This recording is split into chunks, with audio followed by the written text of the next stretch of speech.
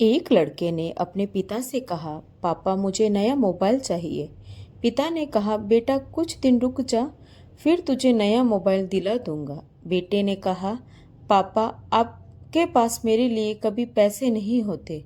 मेरे सब दोस्त अच्छे से रहते हैं, किसी के पास कोई कमी नहीं है, केवल मेरे पास ही हर चीज़ों की कमी होती है। पापा बच्चे पैदा करना बेहद आसान है, लेकिन उन्हें पालना बेहद मुश्किल। जब आप मेरी ज़रूरतें ही पूरी नहीं कर सकते हो तो क्या मतलब इस घर में रुकने का। मैं घर छोड़कर जा रहा हूँ। माता पिता ने बेटे को रोकने की और समझाने की काफ़ी कोशिश की, लेकिन वह नहीं रुका। गुस्से में उसने बैग पैक किया और घर से निकल पड़ा, लेकिन घर से निकलते वक्त गलती से अपने पिता की डायरी बैग में डाल ली। पिता की आदत थी कि वह हमेशा डायरी लिखा करते थे और उनकी डायरी छूने की परमिशन किसी को भी नहीं थी। लड़का घर से काफ़ी दूर आ गया और थक कर बैठ गया।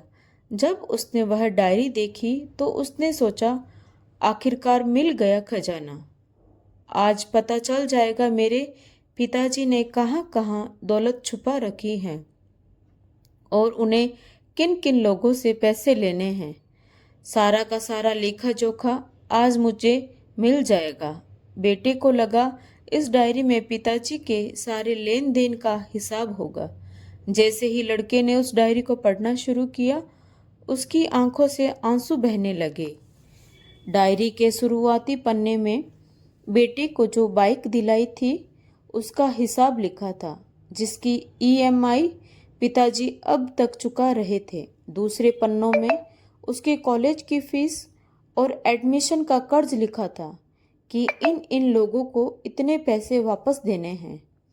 और सबसे आखिरी पन्ने में लिखा था कि बेटे को अब मोबाइल दिलाना है, उसके लिए मुझे कौन कौन कर्ज दे सकता है, उन सभी लोगों के नाम लिखे हुए थे। बेटे ने जैसे ही सब पढ़ा तो वह पागलों की तरह रोने लगा और रोते रोते दौड़ता भागता घर आया। जैसे ही उसने घर आकर देखा, माता पिता कोने में बैठे रो रहे थे। बेटा अपने पिता के पैरों में गिरकर रोने लगा। पिताजी मुझे माफ़ कर दो। पिता ने कहा, बेटा तू मत रो, तुझे मोबाइल मिल जाएगा। बेटे ने कहा, पिताजी मुझे आपसे कुछ नहीं चाहिए। मुझे पता चल चुका है आप इस डायरी में हम लोगों से क्या छुपाते थे। अब आपको कोई काम नहीं करने दूंगा। मैं मेहनत करके बड़ा आदमी बनूंगा और सब ठीक करूंगा। यह सुनकर पिताजी बेटे को गले से लगा लेते हैं। दोस्तों, माँ बाप अपना पूरा जीवन, अपनी पूरी खुशी अपने बच्चों पर कुर्बान कर देते हैं, लेकिन कुछ बच्चों को लगता है माँ बाप ने कुछ नहीं किया। वह कभी आपको अपनी समस्या नहीं बताते, भले ही वह खुद कितनी भी समस्या से गुजर रहे हों। रिश्तेदार भी उन्हें नीचा दिखाते होंगे, वह सह लेते होंगे।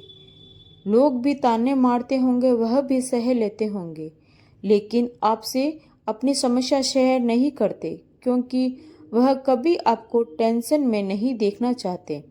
अब आपका फर्ज बनता है अपने माँ बाप को अच्छी तरह रखना और उन्हें सारे सुख देना, ताकि वह भी अपने जीवन का बचा हुआ समय सुख से गुजार सके।